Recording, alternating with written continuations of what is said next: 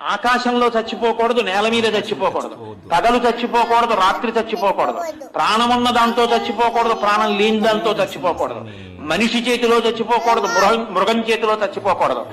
పగలు కాదు, రాత్రి కాదు, అసుర సంధ్య వేళ. చతుర్దశి తిథి ఉండగా ఇవాళ అసుర సంధ్య వేళలో ఆవిర్భవించింది నరసింహావతారం. అసుర సంధ్య వేళ. ఇంట్లో కాదు, బయట కాదు, గడప మీద, ఆకాశంలో కాదు, భూమి మీద కాదు, తన తొడల మీద.